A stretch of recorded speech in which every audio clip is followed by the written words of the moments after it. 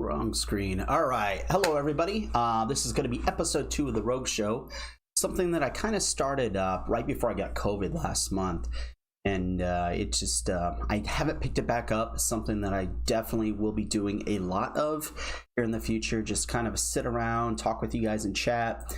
And then we're just going to be discussing things. A lot of things, Marvel, Star Wars, and then just life. Just any questions that people have, any advice I can give on just life and getting through this time we have on this planet, which is really relevant, to be honest with you, for right now, because I just went through a really crazy 10 days, where we lost a family member, and it's really put a lot of things in perspective. So somewhat within this, I'm going to kind of sprinkle some of the things that I've learned and some epiphanies, I guess you could say, with my life that I've really felt over the last 10 days that are going to make me make a few different changes. Hey, eat my bullets. I really appreciate it. Thank you very much. Let's see. I'm going to look at something real quick here. Okay, cool. I got that. Stay on my Streamlabs page. I am using the green screen right now. I think, I'm going to try it. I'm going to try to get it to work out properly. I don't think I can run it when I'm playing Battlefront 2 because I have to run my Elgato program also, and I think that just takes up way too much of my CPU.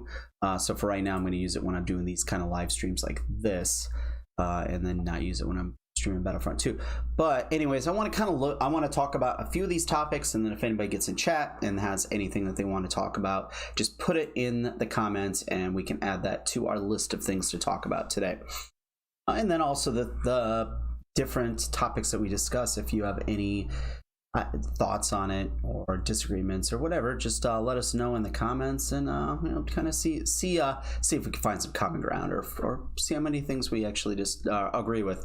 The first thing I want to talk about is this Ahsoka versus Luke controversy that came up because Filoni, in an interview for the Mandalorian, what was it? Mandalorian Gallery, where they kind of discussed the final episode of season 2 of the Mandalorian, which I think it's way past needing to say spoiler warning on this, but Luke Skywalker shows up, and Filoni talks about how at this point, a few years after Return of the Jedi, that Ahsoka would have more training and probably be more skilled overall with a lightsaber and with her knowing how to use the Force, but that Luke would be more powerful because of who his father was. And it kind of, there's a lot of similarities between Ahsoka and Luke, because a lot of their powers and their skills come from Anakin Skywalker. With Ahsoka, it's because she was trained by him. And with Luke, obviously, it's because of the genetics of son of Anakin Skywalker. And so it kind of caused this kind of Star Wars fans, man, like I wish it was like Marvel, where it seems like most people are kind of on the same page, and when there are disagreements when it comes to Marvel fans, they're pretty they're not that bad. There's not people throwing poop at each other, I guess is the way I'd like to say it. They're a lot more civil in Marvel, whereas with Star Wars, it seems like there's a lot of anger when there's a disagreement in the Star Wars fandom. And this Ahsoka versus Luke thing was no different, which is just ridiculous, because Filoni didn't say that Ahsoka could beat Luke if they fought. That wasn't his intention there, but it was just facts. I mean, who was training Luke? How did he had minimal training from both Obi-Wan and from Yoda, and I think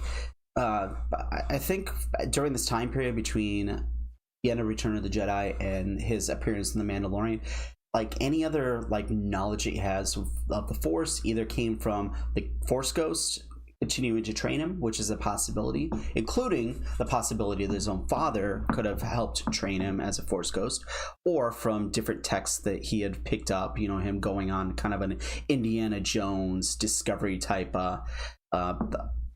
thing where he just went around trying to find different artifacts of the Jedi and information on the Jedi to kind of learn more about the Force and even lightsaber combat. I'm sure that there's some text, some holocrons or whatever that would, you know, show him how to do different things that I used to do back when there were tens of thousands of Jedi.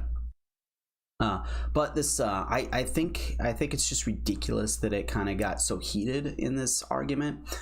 In my opinion, I just feel like Luke at that point, if you look how easily he took down those dark troopers, I feel like if it was, as much as I'm a huge Ahsoka fan, I do feel like if they went at each other, no holds barred, you know, if the fate of the universe depended on one of them killing the other, I do think that Luke would probably win that battle, but he wouldn't wipe him. It wouldn't be an absolute destruction. It would be a good lightsaber duel, but I think Luke would come out in the end. But at the same time, if somebody wanted to argue that they thought Ahsoka would win that battle at this time, you know, just a few years after Return of the Jedi, I don't think there's no need for me to get hateful towards somebody having a different opinion of me, and that's where I think it just gets a little ridiculous, the way the fandom is in Star Wars right now. It's just stupid sometimes.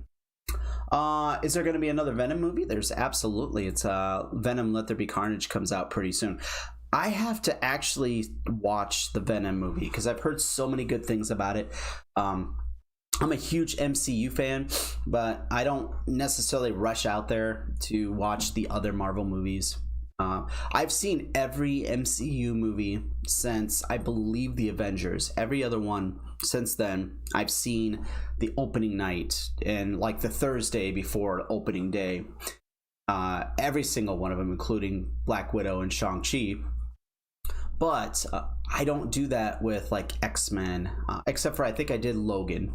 But like X-Men movies, I don't do that with. I don't do that with, you know, I do that with the Spider-Man movies that are part of the MCU, but not necessarily like the other Spider-Man movies that, you know, the Amazing Spider-Man movies. I didn't go out there to watch the first night that they were available. So yeah, I need to go out there. I need to watch Venom. I've heard good things about it. And I just have to make a commitment. I don't know if I could stream that anywhere. If anybody knows anywhere that you could stream it, let me know. Otherwise, I think it's one I'm either gonna have to rent or buy to be able to watch.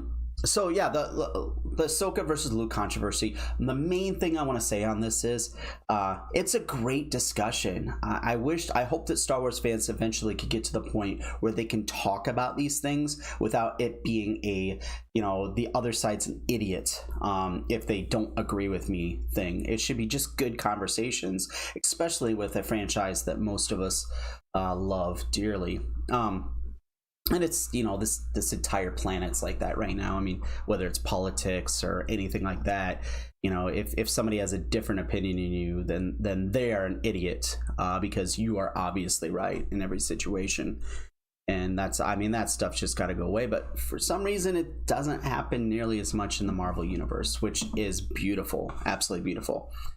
The second thing I want to talk about, obviously, Shang Chi is third week in a row, I believe it took first, 21 million this time around.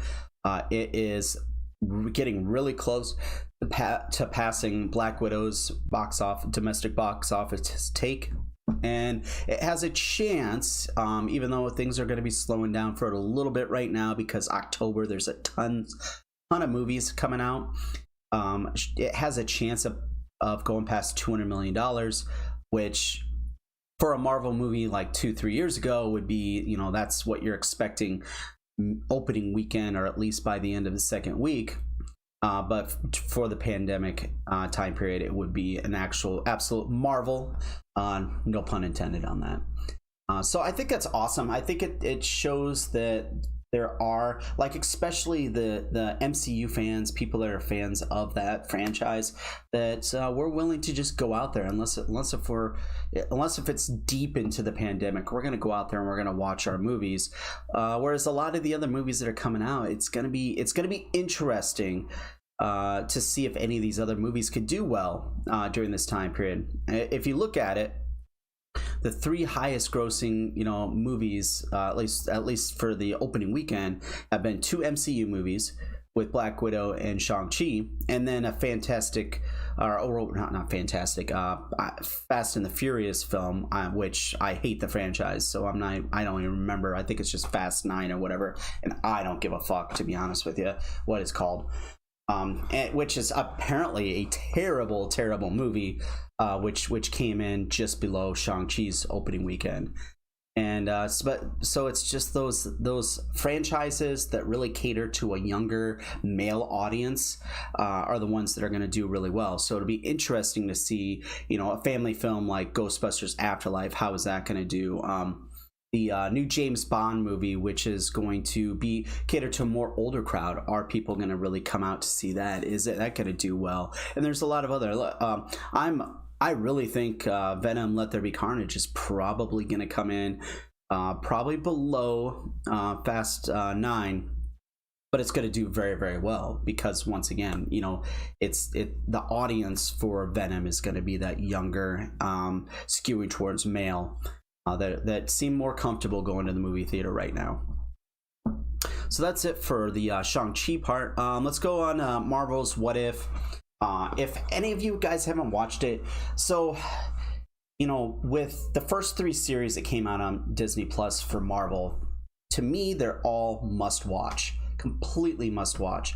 In particular, for me, WandaVision so far has been my favorite, but I also understand that other people like different types of shows, and so I've heard plenty of people say that they like Falcon and Winter Soldier the most, and then probably more people liking Loki the most. But all 3 of them, I think, are very important for the MCU going forward. They kind of move the story along, and they're all really, really well done, and I definitely recommend that anybody that's a Marvel fan watches those. What If can be skipped. It's not that important to watch. And even then, if you don't want to watch the whole thing, there are certain episodes that I think are really important to watch because they give a really good perspective on who these characters are. And the second episode, which was T'Challa becoming Star-Lord, really became a question of, is it the genetics or is it how you're raised? What determines who you become?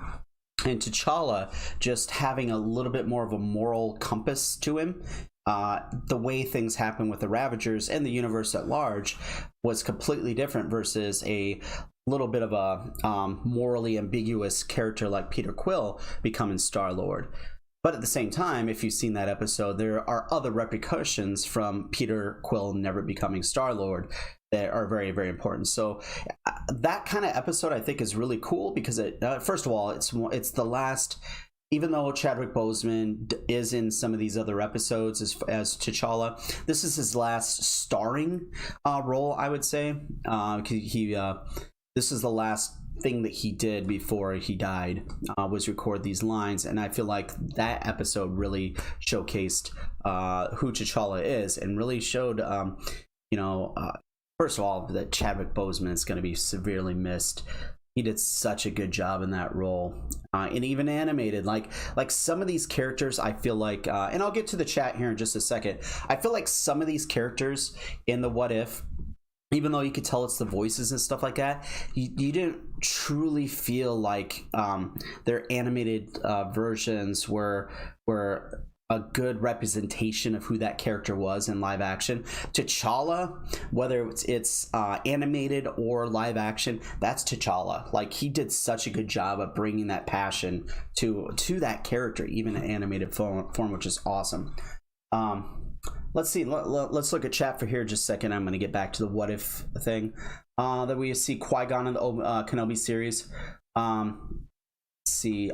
This is what I'm going to say is, I don't think they won't announce it. We won't know until it happens. It's going to definitely be a Luke Skywalker and the Mandalorian type situation, except for this time, I mean, it's too obvious. How do you not have Qui-Gon's Force Ghost show up to Obi-Wan? But this is my thing is, I think at the beginning of the season of the Obi-Wan series, I think that Obi-Wan is still going to be going through so much grief, so much guilt. He's going to be blaming himself for what happened to Anakin, that he's not going to be with the Force enough to be able to communicate with Qui-Gon as a Force ghost. And the things that happen within these 6 episodes of that, I think he's going to become the character that we saw in A New Hope, and then also fighting Darth Maul in Rebels, where it was just this, he was so calm and so collected, and you could tell that he was like the ultimate like representation of what a Jedi should be at that point. But I don't think that's who we're gonna see Obi-Wan as at the beginning of this series.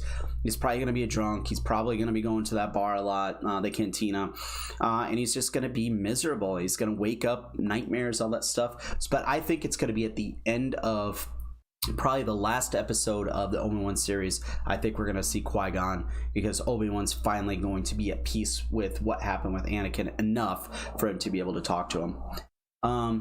Eat My Bullets. Only watched the first Amazing Spider-Man movie with the lizard in it. I thought it was okay. I think a lot of people have said that Andrew Garfield was the best. How do they put it? Andrew Garfield may have been the best Spider-Man. Tobey Maguire was probably the best, like, overall between Spider-Man and Peter Parker, and that Tom Holland is the best Peter Parker because he's just got that awkward way about him. And to me, I'll be honest, I think Tom Holland is the best Spider-Man, period, because I like the banter. I like the way he talks while he's fighting people as Spider-Man. The Tom Holland version better than maybe the other two. So but yeah, the Amazing Spider-Man I thought was okay. Yeah, I at least hear him talk, because at the time of Revenge of the Sith, as far as we know, Qui-Gon he hadn't completed his training enough to be able to show up as a Force ghost. So I think that there's a good chance that he won't be able to appear to Obi-Wan as a Force ghost. It'll be just a voice. However, if Force ghosts are still like, if they're still able to think and all that stuff, he should be able to maybe complete his training even as a Force ghost. So maybe he'll be able to show up in actual form to where Obi-Wan can see him, which would be awesome. Yeah, Joseph, I don't think it's confirmed. But I don't think it's going to be confirmed until we see him. I think there's going to be a lot of rumors. Both Liam Neeson and Lucasfilm are saying all the right things. I just don't think they'll confirm it until Qui-Gon shows up in the Obi-Wan series. Shame they couldn't get Robert Downey Jr. for What If. Robert Downey Jr. at the end of Endgame, he said, I'm done playing Tony Stark, and that includes being in the What If series. I think that voice actor does a pretty good job. Like, I had to double check. I thought that was Robert Downey Jr. at first, and then after you realize it's not, you could kind of catch a little bit of differences, and you could tell. But I think he's done a pretty good job. But you know, they've done Iron Man dirty in every episode he's been in so far, which I think is kind of funny. Bo-Katan and Book of Boba Fett, I would be surprised if she doesn't at least make a quick appearance. I don't think she's going to be in it quite a bit. I think she's going to be more into Mandalorian season 3, because I think that that's going to be a lot of the storyline of Mandalorian season 3 is going to be, you know, as of right now, Din Djarin could take the throne of Mandalore. He could have rights to that, and how they interact, and how, because I don't know. A lot of what we've seen of Din Djarin, I just don't know that he's the type that wants to lead Mandalore. Now, if they turn him into that, I mean, as long as storytelling does a good job of taking him to a place where he's that character, I'm cool with it. But as of right this second, there's nothing about Din Djarin that tells me that he wants to lead these people. I mean, he definitely doesn't. I mean, as of right now, he just wants to hand that Darksaber over to Bo-Katan and end the situation. But we will see. I think Bo-Katan a little bit in the Obi-Wan series. I think we could see her in the Ahsoka series, but for sure, I'd be so surprised if she wasn't in Mandalorian season 3. Yeah, Joseph, I think that, but I think that, and talking about him only being a voice instead of him being a Force ghost, I think that there's ways for them to get around that within the lore. Especially if he was able to complete his training as a Force ghost. Because, I mean, if you bring Liam Neeson in, do you do it without showing him? I don't know that you do. I mean, they could definitely just say, okay, you know, this character can't show his corporal form, so it's going to have to be just the voice. And I'm sure Liam Neeson would still do it, especially considering then he wouldn't. I mean, he can go into a recording studio wherever he is and record his voice lines. You know, if they really wanted to, he wouldn't even have to be on set. But I just think it's going to be such a huge moment that I don't think, you know, Filoni, and you can't tell me that Filoni didn't at least look through the script of Obi-Wan. I just don't see Filoni like passing up that opportunity to have that emotional moment that it would be. Do I think Bo-Katan will fight Mando for the Darksaber? I'm really interested to see how they get around this.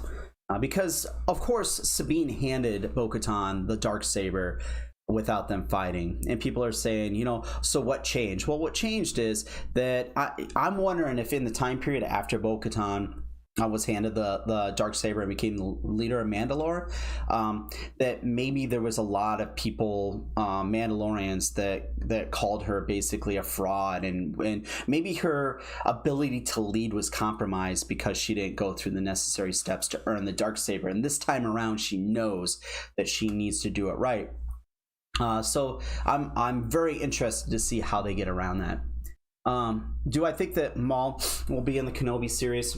It's kind of like Vader being in the Obi-Wan series, where you're like, okay, how does that work within the storyline? And it doesn't really work with what we know of canon, but at the same time, they're good storytellers. They can make this work. So Maul, when he shows up on Rebels, you get the idea that he hadn't seen Obi-Wan in a very, very long time. Since when would it have been? The last time was when he killed Duchess Satine, when Maul killed Duchess Satine, and that arc I think would have been the last time that Obi-Wan and Maul saw each other, and it just didn't seem like they had seen each other again since when they dueled, which is a beautiful duel, by the way, an absolutely beautiful duel, but the duel they had in Rebels. Want to see Mando season 3 all about them working together to free Mandalore from the Empire. Well, they're not part of the Empire at that point. Remember, the Empire is basically just these different, I would say, almost like tribes or segments of the Empire working for control and trying to keep the Empire alive. Which I'm thinking that maybe Thrawn is one of the, you know, leading one of these. Gosh, I don't even know what I want to say, but these. I'm just going to use the term tribes because I think, you know, in our world there's a lot of that where you have a country or you have a overall group, but then you have these different tribes that war with each other. But if shit happens, they come together to fight, and I think it's going to be kind of like that. So the Empire's not really around. However, for Mandalore to truly come back, I think that there has to be a leader. Yeah, and it'll be interesting to see if they actually come together to make it happen. Just a second, I gotta get. And I do want to get back to my list here in just a second. So I'll go through chat for just a little bit longer in this, and then I'm gonna go back to my list over here on the left side of the screen. I want to see, man. Okay, didn't they say the Mandalore was under the Empire grip in season 2?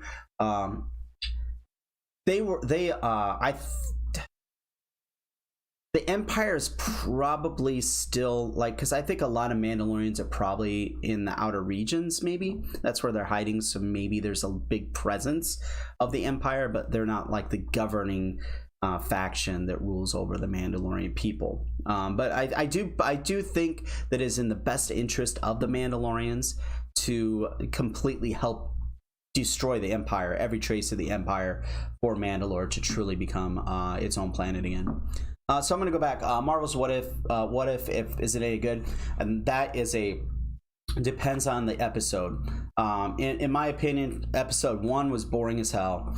Episode 2 was great. That was the one where T'Challa was Star-Lord. Episode 3, I believe, was the you know, the one where, and I don't want to spoil anything, so let's just say a lot of people died in it, and I thought it was an okay story. Episode 4 was the Doctor Strange episode, which I think is the best episode so far, and honestly some of the better storytelling that they've actually had in Marvel. And then the Marvel Zombies I thought was okay. I thought it was good. I know a lot of people were really excited for the Marvel Zombies episode, and I thought it was solid, but I don't think it was nearly as good as the Doctor Strange one. And this last one, the Killmonger and Tony Stark one, I thought was really good storytelling. I think that there's ways that they can use that in the MCU going forward if they wanted to, especially with the multiverse. And I kind of I want to see how that plays out in season 2 of What If, because I think that the storyline of the Tony Stark and Killmonger episode of What If was very interesting, but it kind of left on a cliffhanger that I definitely want to see come to fruition. So Marvel's What If, is it any good? It depends on the episode, and it's not must see, but I think people that are fans of the MCU would really benefit by watching the T'Challa Star-Lord episode, the Doctor Strange episode in particular, are fantastic storytelling. Book of Boba Fett rumors, we kind of touched on that just a little bit. I would say that I think Cat Bane's going to be in it. I think that Asuka's going to be in it. I think that there's other bounty hunters. I think there's going to be a lot of bounty hunters in it. And I'm just really excited to see who they bring into live action that hasn't been live action yet. Because I think most of us that were fans of the Clone Wars have always wanted to see a live action Cad Bane, and to see Cad Bane and Boba Fett actually duel. And I hope that they don't use it as an opportunity to kill off Cad Bane. I want to see him around the Star Wars universe quite a bit. Another character that we could possibly see, because he's kind of in that morally ambiguous character, is Hondo Ohnaka. We haven't seen Hondo live action, and I guess at Galaxy's Edge, but you know, in an actual story form like a show or a movie. So I'd really love to see Hondo Ohnaka. He has to show up in one of these series, whether it's the Ahsoka series, one of the Mandalorian, the seasons of the Mandalorian. Book of Boba Fett kind of makes sense. I think it would work, and I hope we get to see Hondo Ohnaka. Yeah, I heard Cad Bane might be in it too, but right now that's strict rumors, but it makes sense with the story, especially if Boba Fett is going around and trying to get revenge for things that happen for him as a bounty hunter. And, you know, the other rumor too is that, you know, there's a lot of talk and speculation about whether or not Mace Windu survived that fall. And I think that if you're Filoni, and if you are the one that's kind of masterminding this whole thing, bringing Samuel L. Jackson back to play Mace Windu would be amazing, and it would be a good choice, and it's very explainable as far as how he survived. But to see Boba find out that Mace Windu's alive and they go after him, I think, that would be such a fantastic matchup between Boba and Mace Windu. Because you got to figure that Mace always had the ability to kind of tap into the dark side just a little bit, and it's a question of all this time trying to hide for the Empire and all that stuff. Would he go full dark? Maybe not full dark, but dark enough to where he's kind of a scary guy, and I could definitely see that happening. So we'll kind of see we'll definitely see what happens with the Book of Boba Fett, and I will be very surprised if we don't see at least a few like appearances of people either from the Clone Wars or from the original trilogy. There's just, in my mind, there's no way we don't see some of them, and I'm on board, 100% on board for that. He could survive the fall like they survived falls in the Clone Wars. Yeah, exactly. There's enough precedence of what a Jedi could do for them to easily explain away how Mace Windu is still alive after that fall in Revenge of the Sith. And then Obi-Wan Kenobi. Right now, I can't remember what the name of the actor is. I'm kind of bad at actors' names a lot of times, unless if I really go in, try to memorize the names. But there's the one of the Asian actors that's going to be in it. Actually, I want to see the name on this. But he says he's going to be using a lightsaber. let's see, Obi-Wan Kenobi cast Asian guy. Let's see. Sung Kang is apparently playing or playing somebody that's going to be using a lightsaber, and I think that everybody's kind of assuming he's going to be an Inquisitor, and I'm totally on board with them having some Inquisitors in live action to kind of show these characters to a bunch of people that have never seen them because they don't watch the animated series.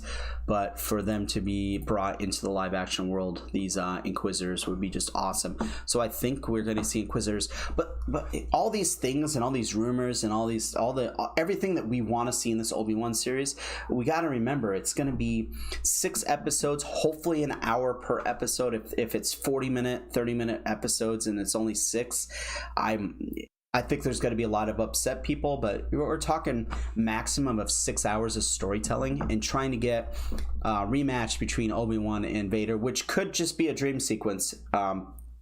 May not actually happen physically between those two. Getting Qui-Gon in there. The whole idea that Leia, young, 10, 11-year-old Leia, is going to be an important character in that.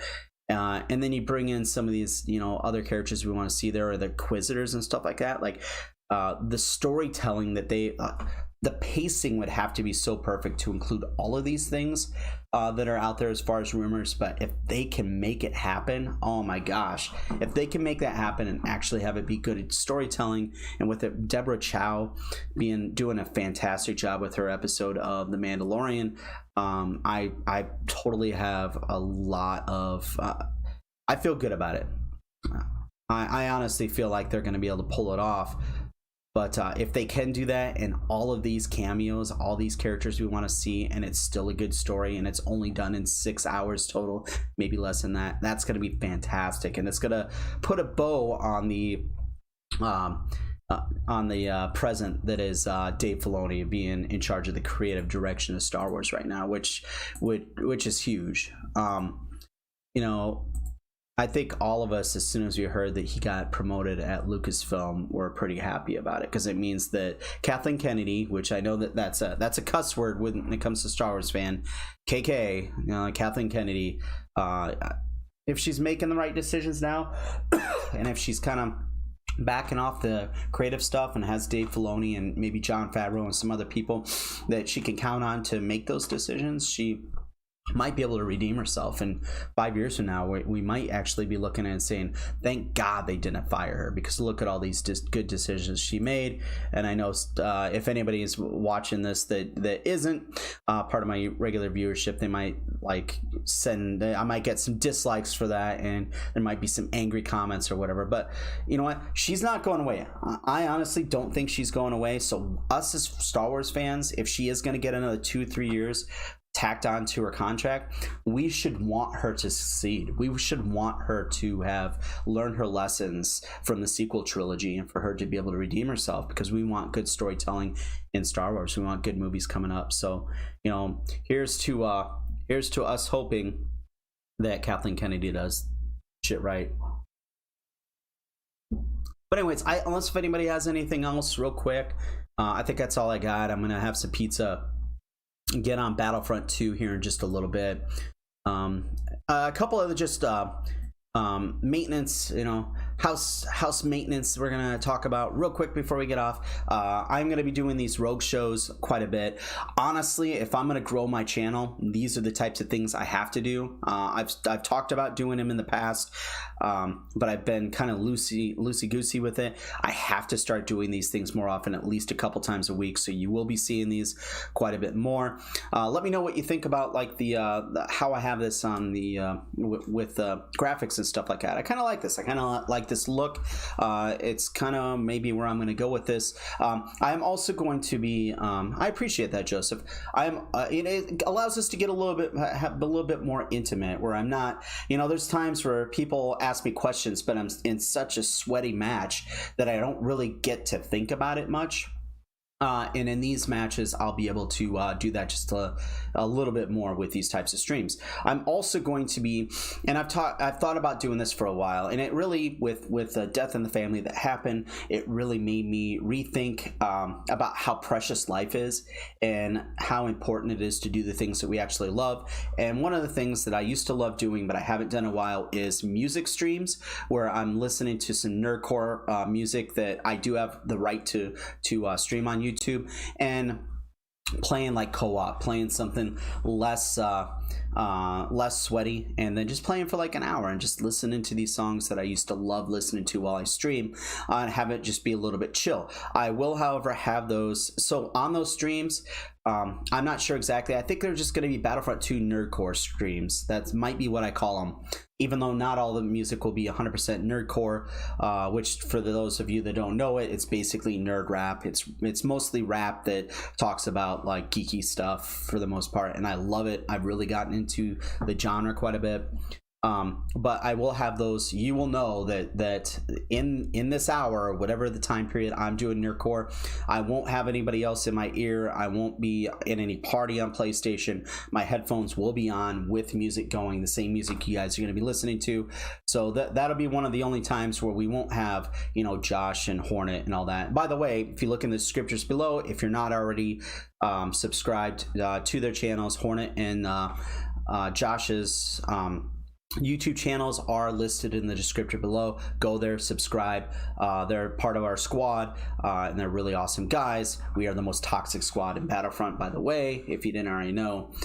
We will be the most toxic squad in whatever Battlefront 3 when it comes out, I guarantee you.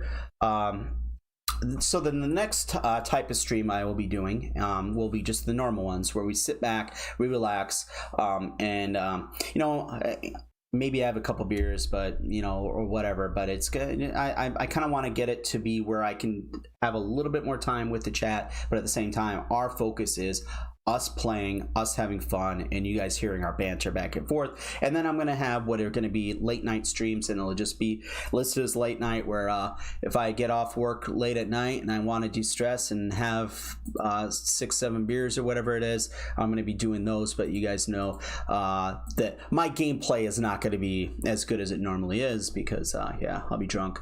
But anyways, that's kind of what you can expect on this channel going forward. I'm also going to take, like these streams, I'm going to take and download them, and so that I could take those and I could cut them. So what I might do is, like this Ahsoka versus Luke controversy, which I covered in the beginning, I'll take that and I'll cut that and I will upload that as its own video, with it being edited, trying to get a few of those ums and ahs out of this and make it sound a little bit more professional. Those are the things that are really going to make or grow my channel. And vicariously, if I could grow my channel, get more people on, then I can help my other squad mates grow theirs, and vice versa. They're all going to help us, the entire squad, grow. Yes, Mr. Mo. Yeah, there is this guy named James that sometimes gets drunk.